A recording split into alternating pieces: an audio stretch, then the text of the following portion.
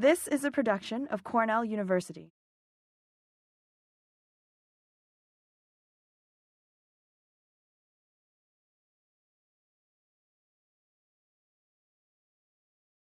Welcome, everyone.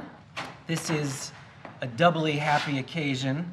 Not only do we get to hear a lecture by Geoffrey Harpham, who is this year's M.H. Abrams Distinguished Visiting Professor of Literature, but M.H. Abrams himself is with us. It's been over 2 years since many of Mike's friends and admirers gathered in this room to celebrate his 100th birthday and hear him talk about the fourth dimension of a poem, title of his recent book.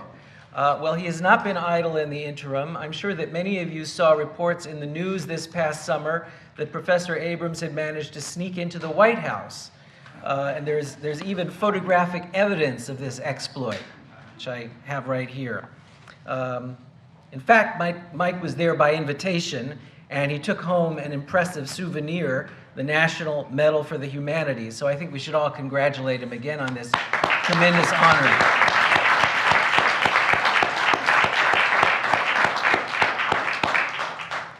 Another significant tribute was paid to Mike Abrams some years ago when one of his former students endowed a visiting professorship in his name. We're very grateful to the late Stephen Weiss and his wife Suzanne for making it possible to bring a series of extremely eminent scholars to Cornell as Abrams professors over the last 8 years. The most recent of these is today's speaker, Geoffrey Harpham. Professor Harpham is the president and director of the National Humanities Center in North Carolina, an institution, by the way, that Mike Abrams helped to found. And he will soon be retiring from that position to join the English department at Duke University. Jeff has also taught at Penn, Brandeis, Tulane, and even did a short stint at the Air Force Academy. He identifies himself as a scholar without a field, but in fact, he's a master of many fields and has published books and articles on a vast array of subjects, including the grotesque, asceticism, Joseph Conrad, and various aspects of literary criticism and the humanities. His interests continue to be remarkably eclectic. One of his current projects is a short book on the Austrian-American film director Fred Zinnemann. And I would be remiss not to mention another book he now authors, the constantly updated Glossary of Literary Terms, which he took over from Mike Abrams. Let me say just a few words about Geoff Harpham's two most recent books, which I've been reading with enormous admiration. The Character of Criticism does something that I'm not sure has ever been done in such depth. It treats individual critics as authors, possessing all the imaginative and moral complexity that we expect to find in the work of major literary figures. In a series of richly nuanced, deeply immersive, almost novelistic portraits, he explores the careers, preoccupations, and distinctive signatures of 4 influential critics: Elaine Scarry, Martha Nussbaum, Slavoj Žižek, and Edward Said. His most recent book, The Humanities and the Dream of America, zooms out from the individual to take in the larger landscapes that make up the humanities in the US and the world. As I suspect will be confirmed by his lecture today, Harpham has a commanding historical perspective on the evolution of the humanities, a perspective we need now more than ever. I've had the great pleasure of sitting in on one of the courses he's teaching this semester, which he titled after an essay by Mike Abrams, What is a Humanistic Criticism? And I've learned a tremendous amount about how particular strands of the humanities have taken shape under a variety of historical and social pressures. No one has been a more effective and committed advocate for the humanities than Geoffrey Harpham. And part of his secret, I think, is his profound understanding of just how historically contingent and precarious they are. Professor Harpham's lecture today is taken from a book project with the intriguing title, What Do You Think, Mr. Ramirez? The Humanities and the American Difference. The title of the lecture itself is The Private Spirit of America, From Dissent to Interpretation. Please join me in welcoming Geoffrey Harpham.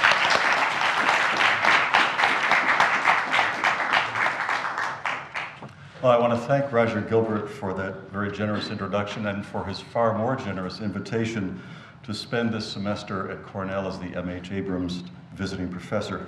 And I want to thank the Cornell community too for welcoming me into it, and particularly to my students this semester, some of whom I see here, who have reminded me what a deep pleasure it is to participate in the education of talented young people. And it's a very special privilege for me today to stand before Mike Abrams himself, to whom I will dedicate not just this talk, but the book that comes out of it and which this comes out of. I trust that all my predecessors in this position have begun by saying what an honor it is to be the M.H. Abrams Distinguished Visiting Professor. I will do so as well. But I'll also add that it's a great relief because this position almost never happened. And what's worse, if it hadn't happened, I would have been the culprit. When I first came to the National Humanities Center in 2003, I drove up here to Cornell to introduce myself to Mike, who was one of our 3 original founders. One of the byproducts of that meeting was Mike's invitation to me to help him out with the glossary of literary terms. Another is that I formed the settled conviction that the center really needed an endowment named in his honor. And so I approached Stephen Weiss, who served on our board of trustees. I asked him to consider this proposition. I knew that Stephen was not only a Cornell loyalist, to the point where if you had dinner at his house, you had to stand before dinner and sing Far Above Cayuga's Waters, chaired the Cornell board, was on the search committee for 4 Cornell presidents, but he was also a great admirer of Mike Abrams. When I made this offer to him, he looked a bit stricken. The ladies from the synagogue were going to visit him that afternoon, he said, and Cornell was after him for several other things, including, as it happened, an endowment for a visiting professorship named for Mike Abrams. He said he'd think about it. So for the next 2 weeks, we spoke almost daily in conversations that kind of acquired their own subjects as they went, sometimes straying very far from the field of philanthropy. I felt I was making some progress, but was always reminded of those competing demands on his resources, and in particular, the Cornell request for the Mike Abrams visiting professorship. And then one day, the telephone rang. Without saying, "This is Stephen," or anything, the voice on the phone said, "On the condition that you understand that this is really a stretch for me." So I got the endowment for the fellowship. And I presume that that meant that Cornell had been disappointed. I actually felt a little bad about that, but humanities fundraising ain't beanbag. And I was delighted to learn a little while later that in fact everyone, including from the ladies from the synagogue, had had their wishes granted. Many Wall Street legends are very estimable, they're formidable, they're commanding, but very few in my experience are lovable. But Stephen Weiss was all of those and more, and I think it's a great credit to Cornell that he, like Mike Abrams, decided to devote himself heart and soul to this institution. Okay. Today I'm going to try to give you some sense of the argument of a book in progress about education in America. My intention in this book is to recall some dimensions of American thinking that have been forgotten or neglected or abandoned, or in some cases never grasped in the first place. One of the distinguishing features of American education, and on the thinking on the humanities in particular over the last century, is that it has emerged from a national self-conception that has often gone without saying and that now seems in jeopardy. We're often poorly informed about what we as a people have done and why we did it. But with countries all over the world now trying to replicate what they take to be the American system of higher education, it's important for us to understand what this system is or was. Once, and not that long ago, it seems we did something right, something we might be able to do again if we knew what it was. I'm not proposing that we reinvent the wheel. That's the wrong cliche. What we should be trying to do is rediscover America. A couple of years ago, I met a man who actually did just that. He approached me after I'd given a talk at a Midwestern university and said, as he put it, that he wanted to tell me his story. Many years ago, he was a refugee from Cuba, washed up on a Florida shore, an exemplary instance, as he put it, of tired, poor, wretched refuse, come to this country in search of a better life. He had no papers, no money, no English, no clothes, no friends. But after a couple of years knocking around the streets, picking up odd jobs and some English, he sought to better himself. He enrolled in a community college where, in order to meet a requirement, he found himself in a literature class where to his dismay they were reading Shakespeare, a Shakespeare sonnet. He stared at the words. What could they possibly mean? I always sat at the back and kept my head down, the man said. But one day during discussion, the instructor came over, pointed at him, and said, Mr. Ramirez, what do you think? As Mr. Ramirez, which is not his real name, told me, I didn't think anything at all. I looked at him. I had nothing to say. Eventually, his tormentor moved on, but the event stuck in Mr. Ramirez's mind because, as he told me, it was the first time in my life anybody had ever asked me that question. And that, he said, beaming, is my story. He shook my hand, gave me his card, and departed, leaving me to deal with the others who would come up after the talk. Now, if you're like me, that story gives you a very warm feeling. And then if you're like me in this respect as well, you become uncomfortable with your own response and wonder whether some dubious or illicit factor, a little unresolved patriotism perhaps, or some cheap sentimentality about the virtuous poor grateful for small favors, might have contributed to your reaction. I'm not going to try to settle that question today because I want to focus on the incident itself, which is the teacher's demand for an opinion, an interpretation of a literary work. Why did the teacher think it was important to ask this most disadvantaged of students his opinion about the mighty Shakespeare? The theory I will explore in this very exploratory paper considers the role that opinion plays in American culture. In the book, this discussion will be bracketed by an account of the aims and ideology informing the post-World War II program of general education that shaped secondary and post-secondary curricula all over the country, and by an account of the development of literary study in America.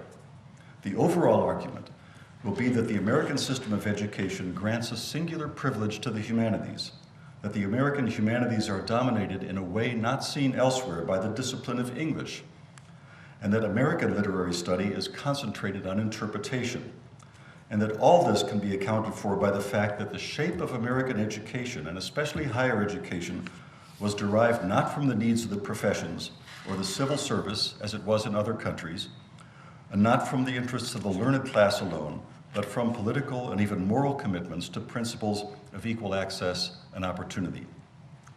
I'm going to begin with a blunt assertion. The United States was founded on interpretation, a populist practice driven by a religious imperative. The English Puritans were so fiercely devoted to this imperative that they left their homeland for the wilderness of the New World rather than compromise it. Like other Protestants, the Puritans and other dissenters believed that individuals had to form a direct relationship with God. Martin Luther translated the New Testament into vernacular German in 1522 in order to empower people to read the Bible for themselves without mediation by a learned clerisy. William Tyndale did the same in England a few years later. As printed Bibles became more common, individual Bible reading came to be seen by many Protestants as the path to salvation, and universal literacy as the only protection against the reassertion of ecclesiastical authority.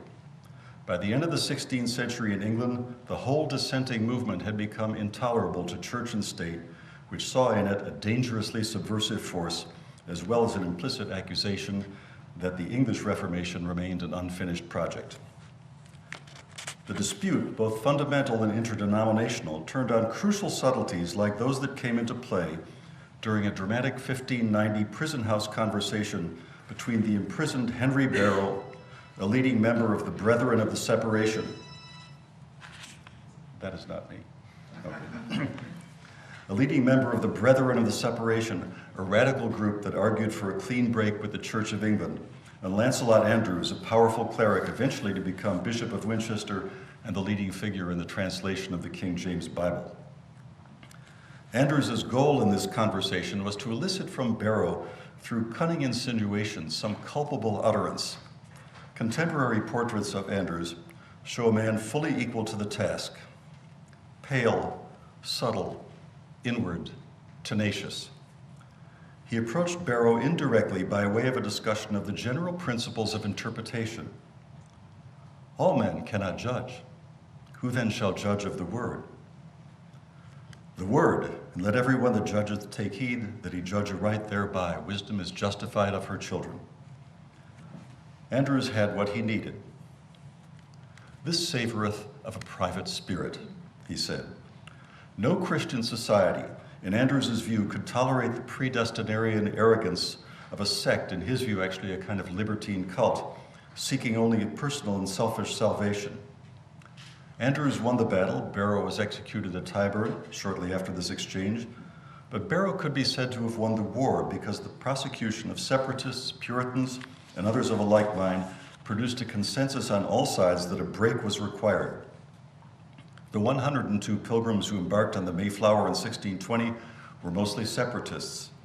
They and the Puritans who began to arrive in 1629 sought to found in the wilderness of America a new Jerusalem where each person could seek an individual salvation by grappling with the meaning of the translated and printed Word of God. The subsequent history of the Puritans suggests that Andrews may have been right in his suspicions about the effects of the principle of separation on civic life. Having renounced the comforts of their homeland to pursue the separatist principle, the Puritans found that principle impossible to contain. The Puritan congregations suffered constant defections, with Gortonites, Anabaptists, Quakers, and others shearing off from the more theologically moderate leadership, each group interpreting the Bible in its own way, each denying in its own way the necessity of church authority, even of the anti-authoritarian Puritan kind, and each suffering at the hands of that authority such punishments as banishments, whipping, fining, even hanging. None of these measures proved, however, to be an effective deterrent to further deviations, since deviation was at the founding and, as it were, the unifying principle of the entire movement. We can see this tension between solidarity and schism in the formation of Harvard College, which was founded in order to educate the ministers who would encourage the spread of literacy. Dreading to leave an illiterate ministry to the churches when our present ministers shall lie in the dust, an early chronicler of Harvard wrote, it pleased God to stir up the heart of one Mr. Harvard, and the result was the founding of a college devoted to literate religiosity. It was also devoted in its own way to the principle of separation. The first president, Henry Dunster, broke with the church over the issue of infant baptism. Dunster was forced to resign, inaugurating a long and multifarious struggle between Puritan orthodoxy and dissenting voices, a struggle that may have divided the religious communities in the colonies, but confirmed once again the primacy of the separatist principle. In fact, Harvard was separated from itself. Its primary and original mission was the training of ministers, but only half of its graduates entered the clergy. By the end of the 17th century, as Puritan dominance faded and the ferocious Puritan concentration on salvation was complemented and necessarily diluted by commercial and cultural and economic and political interests, learning was put to other uses. The Greek and Latin needed to learn the Bible were found to be helpful, inculcating qualities needed in a proto-republic. The study of Isocrates, Plato, Homer, Cicero, and Demosthenes could, as one writer put it, breed statesmanship, nobility, virtue. The enduring Puritan legacy in the New England colonies of the 18th century was not then theological, but rather broadly social and political. Widespread literacy, greatly enriched by the increasingly powerful secular print culture of the 18th century, in which books and the popular press circulated a rich mix of information and opinion. The political development of the colonies depended on the growth of a public for which reading and writing were habitual. The medium was the message, for as Michael Warner and Benedict Anderson have argued, people who read are necessarily aware of an impersonal public sphere composed of all those who are reading the same thing. And since the publications in circulation didn't issue from the state, but rather from some private, often unnamed source, readers were invited to form their own opinions. Individual interpretation and evaluation were intrinsic parts of the social process of reading. The leading revolutionists were men of letters. Many were college men.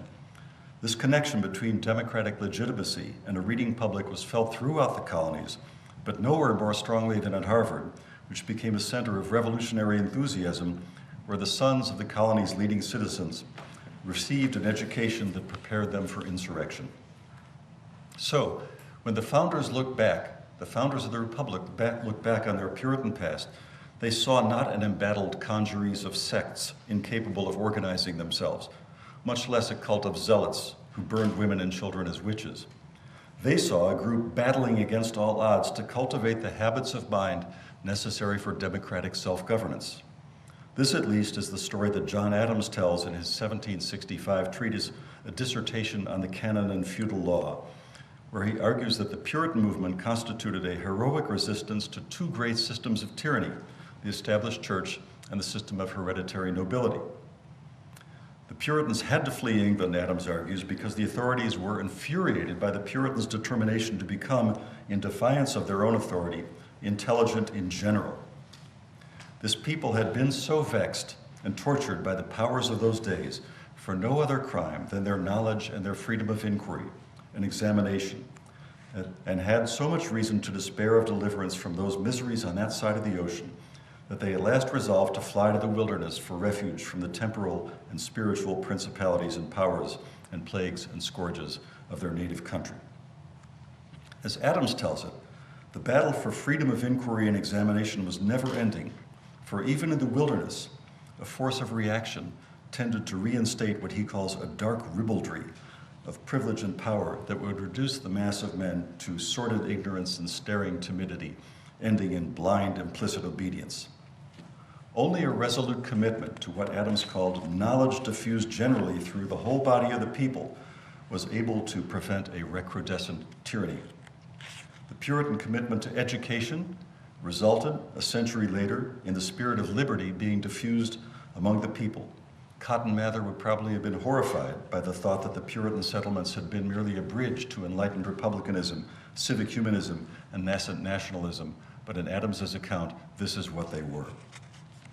From the first, it was apparent that the general application of the principle of freedom of thought, its derivation from colonial religious convictions notwithstanding, would block any official endorsement of religion. But how could mere free thinking compete with faith in the Almighty? Thomas Jefferson's 1775 Virginia Statute for Religious Freedom tried to answer this question by describing religious belief not as obligatory reverence, but as a set of opinions and modes of thinking that people might choose to adopt.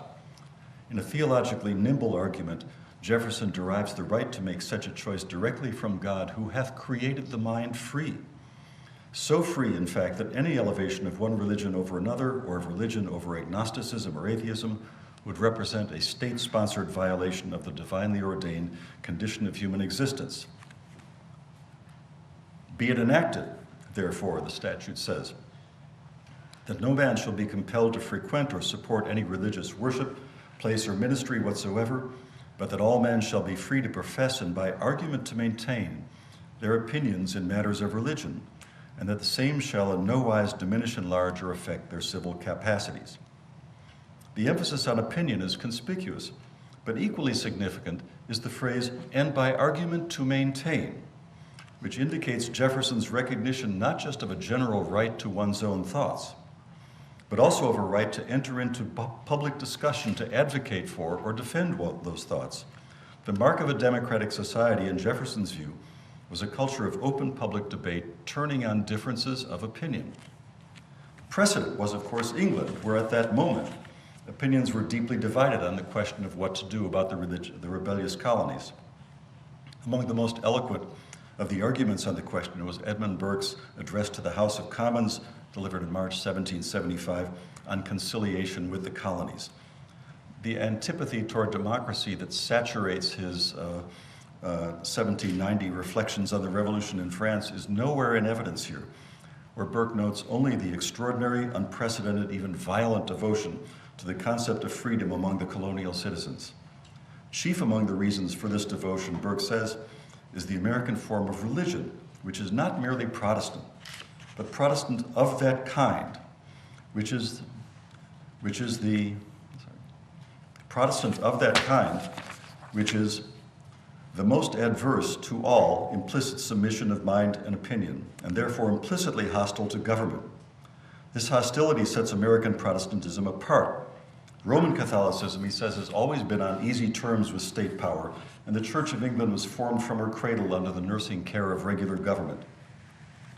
But the dissenting interests in the colonies have sprung up in direct opposition to all the ordinary powers of the world, and could justify that opposition only on a strong claim to natural liberty. All Protestantism, even the most cold and passive, is a kind of dissent.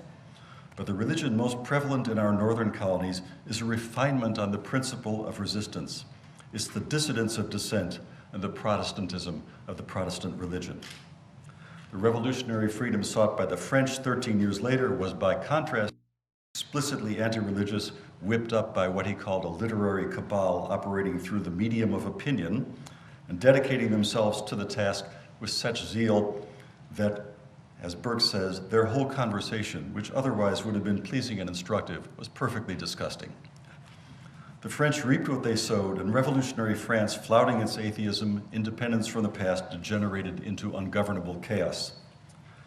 Now, Burke understood that there was a great gulf fixed between opinions that were respectful of reason and religion and tradition and those that were not. He understood, too, that this gulf was alarmingly easy to cross and that opinion was easily corrupted, especially during turbulent times when, in the absence of stable authority, issues of great consequence might be decided by sudden gusts of popular opinion or sentiment. Opinion, a word he uses over 80 times in the Reflections. Waves of opinion can only be turned back by counterwaves moving in the opposite direction, which is why Burke made and subsequently published his long speeches in Parliament, maintaining his opinions by public argumentation. The final use of the word opinion in Reflections comes at the very end when Burke refers to his own discourse as opinions informed not by momentary enthusiasm but by long observation. Now, in the American case, Burke saw the right kind of opinion. He knew that the Americans had not only passion on their side, but all the arguments as well. Indeed, their arguments, like many of the Americans themselves, were English, not only devoted to liberty, but liberty according to English ideas and on English principles. And so if England were to take arms against the revolutionaries, they would be opposing their own heritage, denying their own nature. The British were forensically outmaneuvered before they were engaged on the battlefield. Having purchased as many copies of Blackstone's commentaries as had been sold in all of Britain, the Americans understood the British Constitution every bit as well as the British. They fully grasped the specific injustice of taxation without representation. Not merely intelligent in general, they were sophisticated about the law. Permit me, Burke says, to add another circumstance in our colonies which contributes no mean part toward the growth and effect of this untractable spirit. I mean their education. In no country, perhaps in the world, is the law so general a study. The greater number of the deputies sent to Congress were lawyers. This study renders men acute, inquisitive, dexterous, prompt in attack, ready in defense, full of resources. The colonial educational system had produced a lawyered-up population. Building on bedrock religious principle, deeply informed by English law and customs, the American revolutionaries had constructed not a new Jerusalem, but a new England in the New World. And given the vast ocean that stretched between the Crown and its recalcitrant colonies, any attempt at applying force majeure was doomed. Conciliation for Burke was the only course. Now, Burke lost this argument, and he lost the vote. As it turned out, he had been speaking in dissent. By the time news of his 3-hour oration reached the colonies, the battles of Lexington and Concord had been fought, the course of revolution set. That this was a war fought over the legitimacy of dissenting opinion had been clear from the July 4, 1776, when the Continental Congress issued the Declaration of Independence, in which Jefferson and his colleagues announced their determination to establish the separate and equal station to which they believed the laws of nature and nature's God entitled them. Now, the Puritans would undoubtedly have stressed the laws of God and relegated God's nature to a footnote, but they might have recognized in this post-Puritan document an unmistakable line of continuity from their insistence on individual Bible reading to a community defined by its commitment to individual rights, life, liberty, and the pursuit of happiness, to be sure, but beginning with and grounded in the right to one's own view. The Declaration echoed around the world, inspiring over 100 variations that adapted its basic form to local circumstances. But the core message is indicated in the inconspicuous phrase near the end of the very first sentence, which gives the reason that such a statement was thought necessary in the first place. When in the course of human events, one people seeks to break the political bonds that have bound them to another, a decent respect to the opinions of mankind requires that they should declare the causes which impel them to the separation.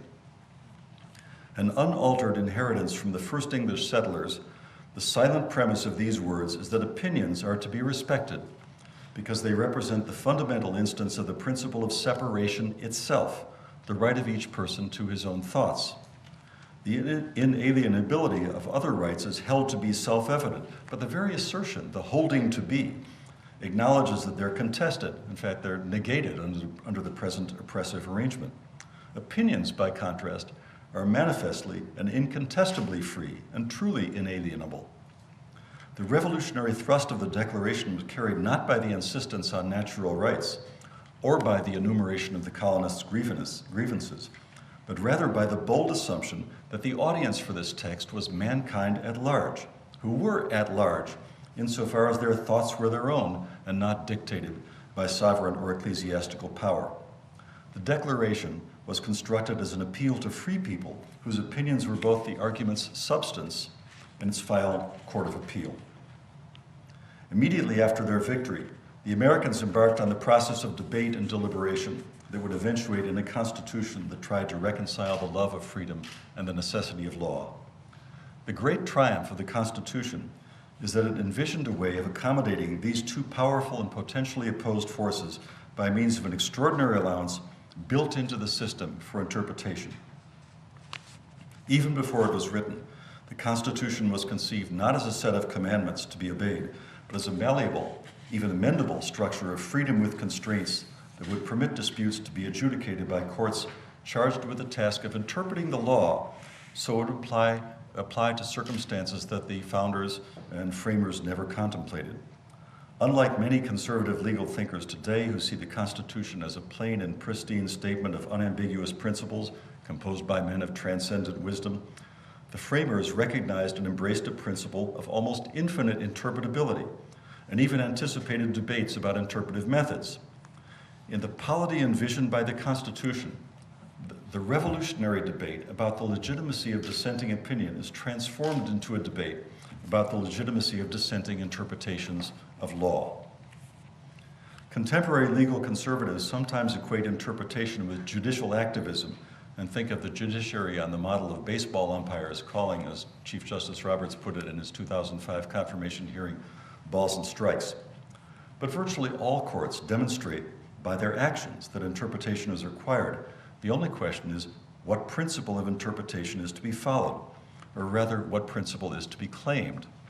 Justices Thomas and Scalia today have publicly taken the originalist position that hard cases involving constitutional law can be solved by asking what the framers intended or would have intended. At least one of the framers, however, explicitly rejected this view. Recalling in an 1821 letter the Constitutional Convention of 1787, James Madison said he believed at the time that the meaning of the Constitution ought to be derived from the text itself, but that experience had shown him that the text is unclear in places, and its application to real situations is often uncertain. In some cases, Madison said, some key seems to be required in order to clarify the meaning of the words or their application in a given case. That key, he said, was to be found in the human intentionality behind the text. Now, this seems like the original originalism, but it's not. For Madison says directly that the framer's intentions, even his own intentions, are irrelevant. The full passage in that 1821 letter reads, derived from the text itself, or if a key is to be sought elsewhere, it must be not in the opinions or intentions of the body which planned and proposed the Constitution, but in the sense attached to it by the people in their respective state conventions, where it received all the authority which it possesses. Contemplate the importance of this. The framers may have known what they intended, individually at least, but they were merely authors. In fact, most of them were merely signatories. And the document that left their hands was not yet the law of the land. The Constitution only became law when it was ratified by the states, which is to say by the people, acting through their representatives. And so the dispositive factor in determining the meaning of the Constitution is to be found neither in the text nor in the intentions of the framers, but in the mental states of all the people who voted to ratify it in the state conventions. Now, if, as Warner says, constitutional legitimacy was in the early days of the Republic founded on the model of a reading public, it was founded on the near interminability of interpretive disputes. because the only evidence about the meaning of the Constitution was dispersed over an impossibly scattered field. The subjective states of a large and heterogeneous group of people, many of them simply lost to history on the particular day that they cast a ballot. Now, this field is not exactly infinite, because the list of people who voted to ratify it is known, and in theory, one might be able to gather definite, if not altogether certain, information about their understanding of their actions. But gathering this crucial information is in practical terms impossible. The conclusion is that for Madison and for many other theorists since, democracy requires guesswork of a singularly daunting kind, in which citizens and their agents on the Supreme Court have to try to peer into the hearts of others that they would never and could never know directly, and who, in any event, may have been pressured, uninformed, indifferent, confused, drunk, or bribed, just in order to know what the law recognized, commanded, permitted, or prescribed. A nation founded on such a law and such a conception of law may well be, as some recent theorists have argued, agonistic in character, oriented not towards the elimination of conflict through negotiation and rational consensus, but rather towards freedom to be achieved through a process of conflict between parties with different interests and perspectives. The Constitution may, as some people have recently argued, be a tragic document, licensing injustice, guaranteeing disunity, chaining the present to the past. But the more far-sighted among the framers understood that the most fundamental freedom a society could secure for its citizens was freedom of thought, which precedes and subtends all other freedoms. Such a fundamental freedom, with the differences in values, beliefs, orientations, and commitments that it presumes and produces, could only be guaranteed if the law of the land were in some radical way open to difference and to the future, so that it continued as a stable regulatory force even as the nation was transformed over time. The framers ensured this openness by producing a document that overrode all other laws, but whose meaning or applicability in certain cases, while not precisely indeterminate, was so difficult to establish that the work of determination would extend into the indefinite future as long as in fact as the nation itself or the democratic character of the nation would endure. The historical circumstances from which the Constitution emerged, the Declaration of Independence, the War, the Federalist Papers, the Constitutional Congress, as well as the long processes of passage and ratification, ensured that the text would be understood to issue from we the people, a heterogeneous mass struggling in time and collectively to form a more perfect union than the one they currently had, and doing so by committing the interpretation of that text to the same real-time processes that had produced it in the first place. The system of checks and balances established by the Constitution structures and effectively mandates the interminability of interpretive disputes. And since this mandate seems a fully intended effect of the system, such disputes implicitly and often explicitly honor the principle of intention as the key to interpretation. Now, like other terms I've been using, interpretation is a modern word that I've retrojected into a milieu that described itself in a very different vocabulary. We have to be sensitive to the ways in which a novel idea can struggle to be expressed in a discourse that's not yet prepared for it, as when John Quincy Adams labored to articulate the rules of the new game of democracy in a series of lectures on rhetoric and oratory, delivered in the first decade of the 19th century to Harvard undergraduates. The Boylston Professor of Rhetoric and Oratory at Harvard, as well as a senator from Massachusetts, eventually, of course, the 6th President of the United States, Adams argued on behalf not of the print culture that drove the revolutionary spirit, but of the dialectical other of print, eloquence, which was, he said, grappled as with hooks of steel to the soul of liberty. Brought to near perfection in Demosthenes and Cicero and teachable through a liberal education in the classics, eloquence must, Adams said, be understood not as the fruit of privilege, but as the highest form of that humble feature of democracy, persuasion. Adams was trying to resuscitate a classical Republican idea of eloquence to oppose to a more recent skeptical view, perhaps inspired by the spectacle of the French Revolution, that associated eloquence with the passions of the mob. He was trying to preserve the ethos of the nation's origins, even as the nation was moving in a steadily Jacksonian direction, away from Republican virtues enunciated by great men, speaking in public on occasions of high moment, and toward what some feared as a leavening babble of unplanned, half-formed, impassioned, or uncertain utterances, the dreck of everyday discourse. Exemplifying his own precept, Adams waxed eloquent on behalf of eloquence. Let then the frosty rigor of the logician tell you that eloquence is an insidious appeal to the passions of men. Let the ghastly form of despotism groan from his hollow lungs and bloodless heart, that eloquence is the instrument of turbulence and the weapon of faction. Answer, silence them forever. By recurring to this great and overpowering truth, say that by the eternal constitution of things it was ordained that liberty should be the parent of eloquence, that eloquence should be the last stay in support of liberty, that with her she is ever destined to live, to flourish, and to die. Now one can only imagine the response of today's undergraduates to repeated harangues in this vein. Adams's students, according to the volume's preface, unanimously demanded that his lectures be published so that they could be cherished in perpetuity. A figure of considerable frosty rigor himself, Adams was trying to get his audience of Harvard undergraduates to understand that the responsibility for preserving the integrity of the private spirit, and thus the character of the nation, had been passed from the Puritans to them, or rather from Cicero through the Puritans to them. The term eloquence no longer strikes the democratic note, and Adams's lecture now seems, like many subsequent proclamations to undergraduates, less like plausible advice for future conduct and more like an elegy for the platitudes of the past.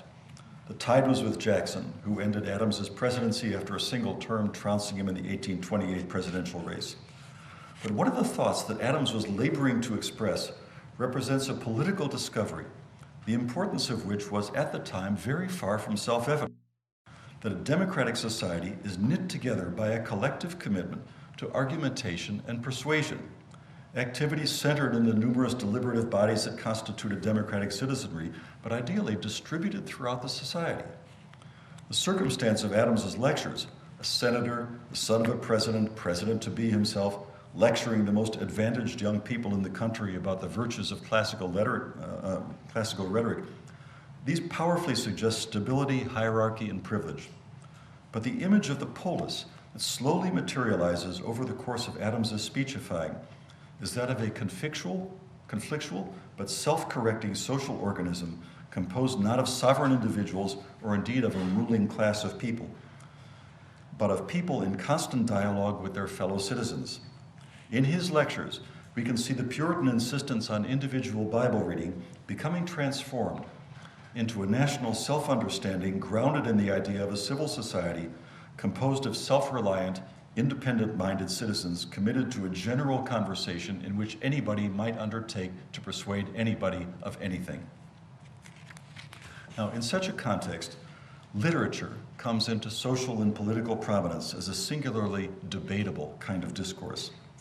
American literary production might have lagged well behind that of Europe, but nothing was more American than literary discussion. Ralph Waldo Emerson begins one of his most important essays, Self-Reliance, with the recollection that he had recently read some verses written by an eminent painter, which were original, he says, and not conventional. The originality of the lines had provoked Emerson to an appreciation of genius, whose defining characteristic was the capacity to believe that what's true for you in your private heart is true for all men. Now, in a culture of opinion, individual expression has social and political consequences.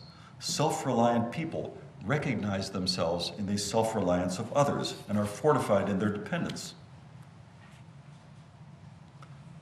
Oops. Sorry. Here we are. In every work of genius, Emerson writes, we recognize our own rejected thoughts. They come back to us with a certain alienated majesty. Great works of art teach us to abide by our spontaneous impression with good-humored inflexibility then, most when the whole cry of voices is on the other side. Else tomorrow a stranger will say with masterly good sense what we have thought and felt all the time, and we shall be forced to take with shame our own opinion from another. Now, the force of this characteristically taught passage is that a reading practice that responds to the singularity of the author's meaning calls forth the reader's own inner resources, that real independence must be discovered in dialogue, mind to mind, and that self-reliance is elicited by the apprehension of the same quality in others through the reading of their texts. As it did with Adams, the new concept of democracy announces itself through a meditation on what would seem to be conventional thinking. In this case, not about classical oratory, but about great works of art produced by great geniuses. Emerson, in fact, was very drawn to paradox. He says, "Trust thyself. Every heart vibrates to that iron string. But," the next sentence, "great men have always confided themselves childlike to the genius of their age."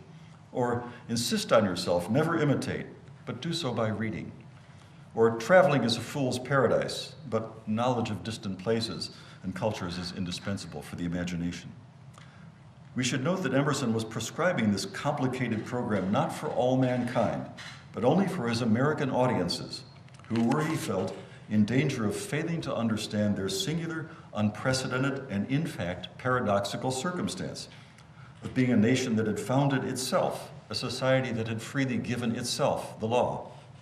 Such a beginning, Emerson thought, imposed on everyone the constant challenge of self-invention, a challenge that could easily become a crushing burden, a source of bewilderment and despair, unless some way could be discovered of anchoring oneself in some kind of precedent, some enveloping other, some guiding example. This is the task that Emerson assigns to reading, in which one discovers oneself as a kind of overtone, in the words of another, a project he described in The American Scholar as creative reading. Now, at the same time that Emerson was delivering his lectures in Boston in the latter part of the 1830s, the greatest living example of his precepts was escaping, through disguise and borrowed papers, from slavery in Maryland and finding his way to New Bedford, Massachusetts. Having learned to read through a combination of determined application and kindly assistance given by those who risked their lives to give it, the young boy who would eventually call himself Frederick Douglass had discovered the Columbian Orator, a publication that young Abraham Lincoln also read eagerly, an anthology of patriotic and Republican materials widely used in classrooms in the early years of the 19th century. The experience of reading in this book speeches uttered by slaves in opposition to slavery, Douglass writes in his autobiography, gave tongue to interesting thoughts of my own soul, which had frequently flashed through my mind and died away for want of utterance. Powerfully creative reader who had discovered himself in texts written by others. Douglass went on to a career as a public speaker and author, the most compelling voice in the abolitionist movement, a figure of national and indeed international renown. His 1852 speech, "What to the Slave is the 4th of July," is not just a masterpiece of rhetoric and oratory, but a kind of proof of concept for the American sensibility implied by the thinking of Jefferson, Madison, Adams, John Quincy Adams, and Emerson. In this speech, Douglass invites his audience of city leaders convened by the ladies of the Rochester Anti-Slavery Sewing Society to reflect on the meaning of Independence Day at a time when 14% of all Americans were enslaved. He recalls to them the sentiments of their revolutionary forebears who, supported by some British citizens, such as Burke, presumed to differ from the home government in finding their situation unjust, unreasonable, and oppressive, and altogether such as ought not to be quietly submitted to, adding, "I need scarcely say, fellow citizens, that my opinion of those measures fully accords with that of your fathers." Warming to the case, he poses the question directly, "What to the slave is your 4th of July?" I answer, "A day that reveals to him more than all other days in the year the gross injustice and cruelty to which he is the constant victim. To him your celebration is a sham, your boasted liberty an unholy license, your national greatness swelling vanity, mere bombast, fraud, deception, impiety, hypocrisy. A thin veil to cover up crimes which would disgrace a nation of savages. There is not a nation on earth guilty of practices more shocking and bloody than are the people of these United States at this very hour. Oh, be warned, be warned. A horrible reptile is coiled up in your nation's bosom.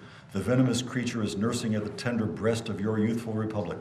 For the love of God, tear away and fling from you the hideous monster, and let the weight of 20 millions crush and destroy it forever." Now, it's very easy to miss in this astonishing passage the presumption that silently informs it. Douglass here assumes not just the right to have and to argue in public a dissenting opinion, but to redefine for his own purposes and from his own perspective the very character of the nation. He presumes that a former slave can tell his socially prominent, well-intentioned, sympathetic, white listeners that in the eyes of the slave, former slaves such as himself, they were hypocritical, criminally complicit, deluded, and their advanced views notwithstanding, headed towards a justly hideous demise. Now, Douglass based his case not on the simple fact that slavery was unconscionable, but on the legal argument that it was unconstitutional, a conclusion he draws from his own reading of the text. Some people, he says, argue that the framers of the Constitution countenanced slavery, but basing his own counter-interpretation not on what was written, but on what was left unstated. Douglass says, interpreted as it ought to be interpreted, the Constitution is a glorious liberty document. Read its preamble, consider its purposes. Is slavery among them? Is it at the gateway? Is it at the temple? It is neither. While I do not intend to argue this question on the present occasion, let me ask, if it be not somewhat singular that if the Constitution were intended to be by its framers and adopters a slave-holding instrument, why neither slavery, slave-holding, nor slave can anywhere be found in it. Then in the passage that appears to be anticlimactic, peripheral, so deflated in tone compared to the ringing declamations that dominate the text, that it's generally omitted when the speech is reprinted, Douglass refers his interpretation of the Constitution to both framers and, as Madison would have urged, adopters, whose intentions can be reliably inferred even from their silences. In doing so, he claims, following certain rules of interpretation for the proper understanding of all legal instruments. These rules are well established. They are plain common sense rules such as you and I and all of us can understand and apply without having passed years in the study of the law. I hold that every American citizen has a right to form an opinion of the Constitution and to propagate that opinion and to use all honorable means to make his opinion the prevailing one. The Constitution in its words is plain and intelligible. It's meant for the homebred, unsophisticated understandings of our fellow citizens. I take it, therefore, that it's not presumption in a private citizen to form an opinion of that instrument. Now, in 1852, those who saw the Constitution as a glorious liberty document were undoubtedly in the minority. And in fact, subsequent history demonstrated that whatever promise of liberty that document held had to be redeemed through a war of unimaginable destructiveness, which had itself to be followed by Reconstruction and the contentious and protracted process of ratifying the 13th, 14th, and 15th Amendments. But in one respect, Douglass was altogether in the mainstream. He believed in the right of each individual to read foundational texts and to form an opinion of them, dissenting though it may be, and to argue his case before his fellow citizens. This right remains sacrosanct today among both progressives and especially conservatives, many of whom believe that the Constitution is entirely and appropriately legible to all, not just to a small priesthood of lawyers and judges.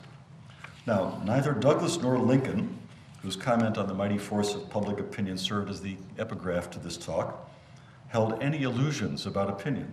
Both appear to have fully grasped the force of de Tocqueville's argument that in a majority-rule democracy, public opinion is the mistress of the world, containing a kind of tropism towards tyranny. They would undoubtedly have concurred with the argument made by de Tocqueville's successor in the genre of outsider's assessment of America, Viscount James Bryce, who wrote in the American Commonwealth in 1893 that in public opinion America is the great source of power, the master of servants who tremble before it. They might have been dismayed, but probably not surprised by the cases mounted by Walter Lippmann in 1919 and then by Noam Chomsky in the 80s about the ways in which individual judgment can be guided or corrupted through the manufacture of consent. But none of these indictments and warnings would have persuaded them to surrender the notion that a democratic society must be structured as an ongoing set of arguments, disputes, and conversations in which positions could be stated, defended, questioned, modified, or abandoned. The Constitution is not only part of the structure of dispute, it legislates it. The recurring insistence on the status of opinion and interpretation in foundational American texts points to an abiding tension in American self-understanding and civic life between an abstract desire for freedom and justice on the one hand and the need for concreteness and reassurance on the other. The Constitution has accommodated these two desires by being both textual, which provides the appearance of permanent commitments, and endlessly interpretable, providing hope for those currently suffering from inequalities of opportunity or protection. Throughout the nation's history, various groups have sought redress of grievances, equal protection, or basic rights by appealing to some previously unstressed or unacknowledged meaning of the constitutional text that they claim was present all along, but unrecognized, like shapes in clouds or figures in blotches on the wall. Slaves, women, workers, religious groups, gun rights advocates, abortion opponents, others have come before the courts seeking to persuade the justices to see what they see. And their occasional success in doing so proves that the Constitution is as open as it is unchanging. Indeed, the very fixity of the Constitution has enabled it to be reimagined and repossessed by people who read in its lofty generalities an abiding assurance of the legitimacy of their own struggles against hierarchy and power. Now, Supreme Court cases are, of course, only a small part of the total discourse in a democratic society, a vanishingly small part. But constitutional interpretation provides an important model for civil discourse in general. Such models were urgently needed at the beginning of the democratic experiment. With no proximate historical precedent for the society that the United States was seeking to create, people had to be brought to the point where they could function as citizens in a democratic polity. It fell largely to the nation's schools to teach the assumptions, the habits, the skills necessary for individual and collective self-governance in a decentralized and increasingly diverse polis. Intelligence in general had to be instilled in the young, not all of who would be attending Harvard listening to John Quincy Adams. The most fundamental and historically anomalous principle that had to be learned was that of individual autonomy, the civic descendant of the principle of separation. And the most visible sign of that autonomy was the holding of personal opinions whose legitimacy, while challengeable, was presumed, as was the validity of the challenges. Now, many institutions of higher education in the second half of the 19th century offered courses in classics or rhetoric or elocution or public speaking, courses that reflected an oratorical culture, the culture that Adams wanted to reinvigorate. Despite these efforts, this culture waned and was replaced by a print culture, in which opinions circulated freely, literature was broadly disseminated. By the beginning of the 20th century, English departments were beginning to assume responsibility for providing students with the rudiments of a national, more problematically, a Western literary tradition. At this time, the discipline of English at the college level tended to be grounded in the Germanic discipline of philology, but partially in response to wars with Germany, English began to assume another more indigenous responsibility, the inculcation of certain cognitive skills, chief among them being the ability to evaluate, judge, and above all, interpret language and to argue for one's interpretations in formal public discourse, beginning with English papers.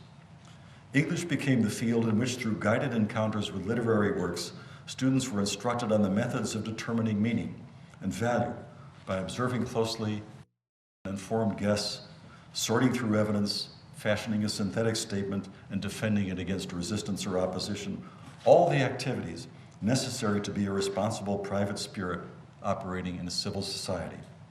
The disciplines of the humanities, and English in particular, were to be tasked with the responsibility for ensuring that public opinion would not be, as a writer cited by Bryce put it, aggressive, unreasoning, passionate, feudal, and a breeder of mob violence, or as Burke would have put it, French.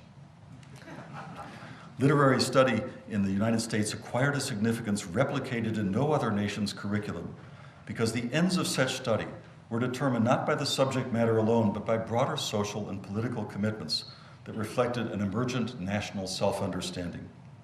When Mr. Ramirez was asked his opinion about Shakespeare, he was invited not just to make a hopeless guess about the creative intentions of a long-deceased genius, but to participate in the American conversation. I left out one important detail about Mr. Ramirez. As I said, when he finished his story, he gave me his card and he left the room, leaving me to talk to others who had gathered around the podium. When I got back to my hotel room, I took out his card and read that he is now an emeritus professor of comparative literature. Thank you.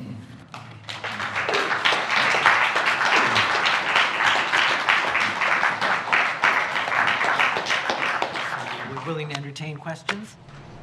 That was a moving and very inspiring talk, so I hate to be raising doubt about some of the details, not so much the historical details, but about the kind of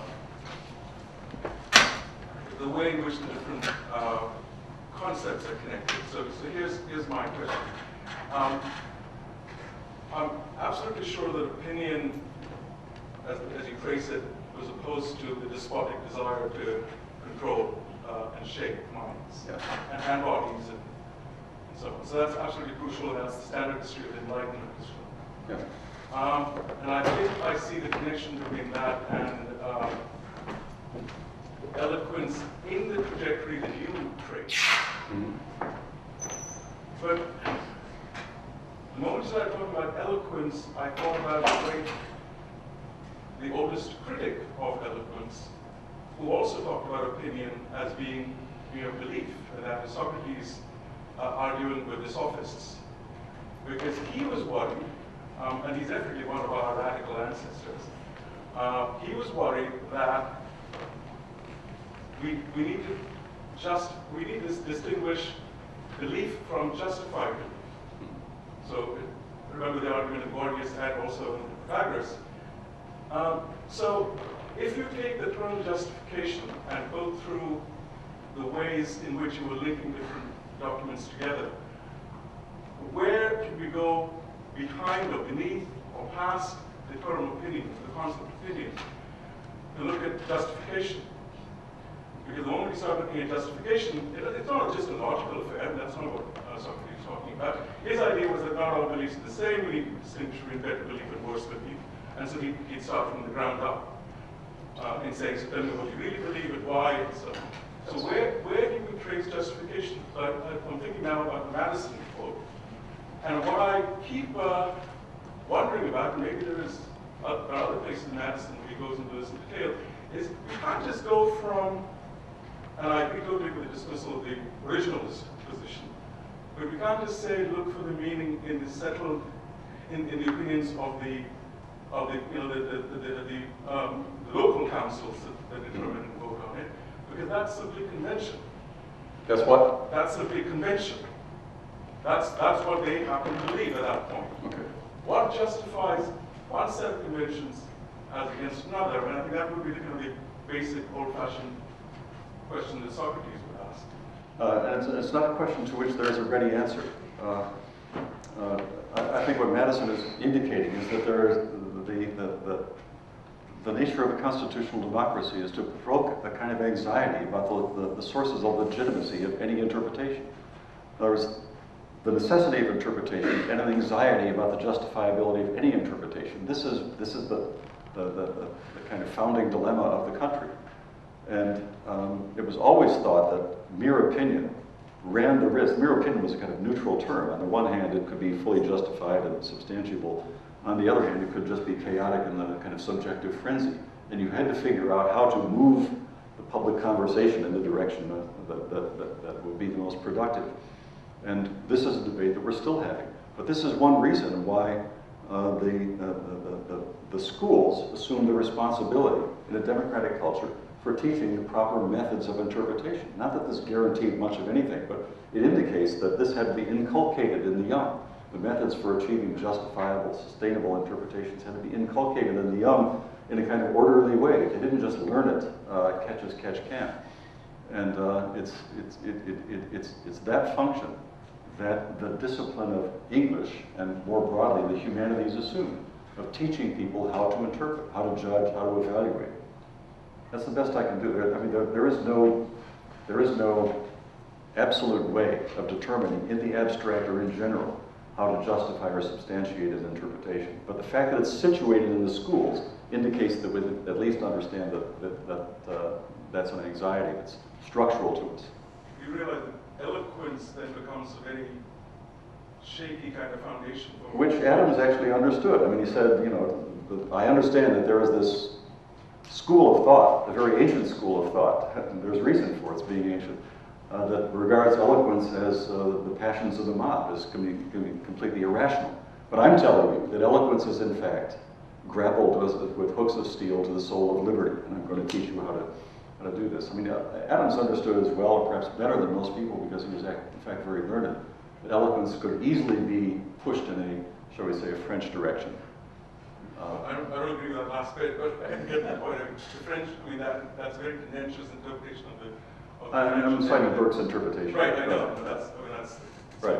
It's just, I mean, this guy, this old man, Socrates, spending the entire life saying it's not enough just to believe this. And we've got to look at how we come to believe certain kinds So of if you read Tocqueville and the successor text, the 1893 book by James Bryce, The American Commonwealth, they both note with alarm the power that public opinion has for just the reasons you described. This opinion is not necessarily grounded, it's not necessarily legitimate, you know, it can be as irrational as it has been. They both note this with alarm, and they see this as the American dilemma.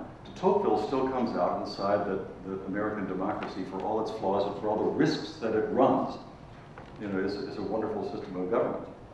It's obviously to be perfected or to be made moment to moment, but he sees that there's a kind of dignity accorded the individual in the system, even though it runs the risk of degenerating into a kind of free-for-all. Yes?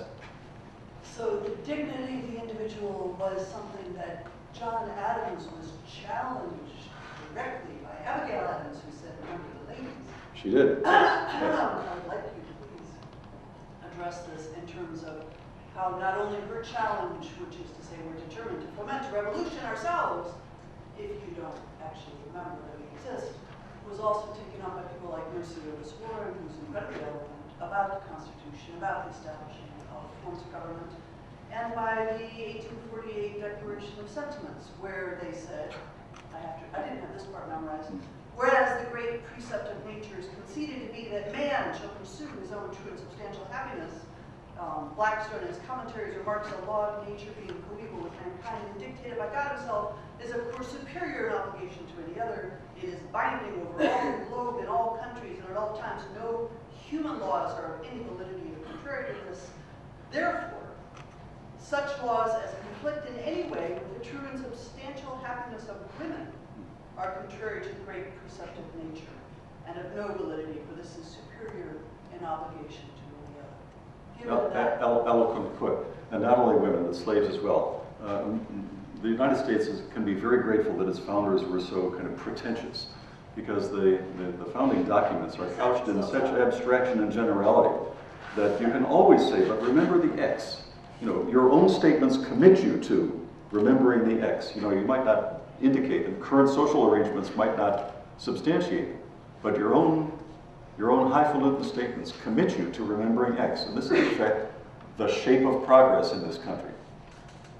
You know, it's women, it's slaves, it's, you know, it's all the disadvantaged, underprivileged, unrecognized groups who come before the court and say, our own statements commit you, your own statements commit you to remembering us as well.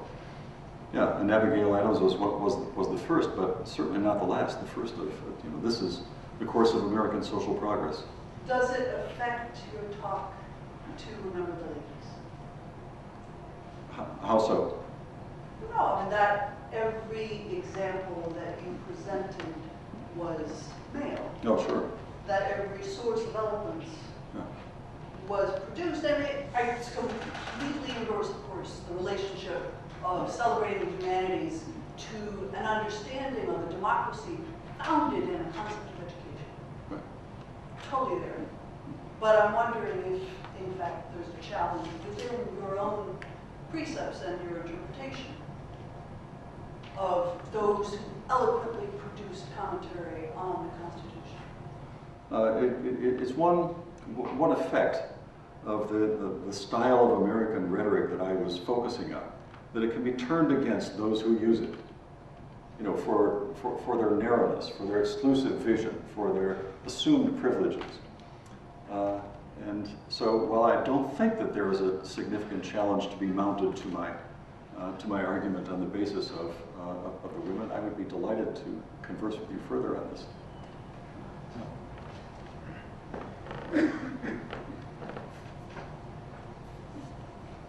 Good. Yes. He was not the discipline, Germanic discipline of philology. And it sounds like you're making the argument that it's now the discipline that teaches people how to judge. Let me channel a great philologist, Eric Auditorium, and ask you where then now is the discipline that reveals underlying suppositions about what art should do and how people and events can be represented in prose. I'm not sure I understand the question. The way you said, where now is the discipline that reveals underlying suppositions about what art can do and how to represent people in prose. I mean, if the discipline of English is really the place where you go to learn and practice and sharpen your judgments, it's hard to recognize the discipline that I love. the discipline of Auerbach? Oh yeah, Auerbach's discipline, and the discipline that requires the discipline of close attention to reading texts. I mean, is it truly a place where what we want to do is teach people how to make arguments only? How to make art? How to make arguments only, how to... That's one of the responsibilities that is devolved onto the discipline of English. And perhaps it's less urgently felt now than it was a few decades ago. But historically, English was tasked with this mission to teach people how to interpret in a way that would be productive. Auerbach, whom I revere as much as you do, I'm presuming, is a great spokesman for the discipline, for the concept of the humanities at large, and for comparative literature, I think, grew quite directly out of the kind of work that he did. But that's not a discipline that can be taught to many people. That requires vast learning, erudition, that kind of training that nobody gets anymore. In fact, there are no departments of philology in the United States. There's some in Russia, Greece, Eastern Europe, but they're kind of leftovers. Philology as a discipline can no longer really sustain a department in a university. There are individual philologists in departments of classics, for example, at Harvard, other places, but there are not many successors to Auerbach because his model of scholarship can't be generalized. It requires so much, first of all, in the way of gifts, to do anything like what he did, that while you might hope that somebody can achieve that kind of high state of refinement and discipline, not many people are ever going to. So when you ask, where is the discipline that teaches people these absolutely foundational concepts? I have to say, well, it's here or there, but it's not installed in a university in the form of a department. So there just aren't enough people who can do it. Right. All right, thank you very much. We have a...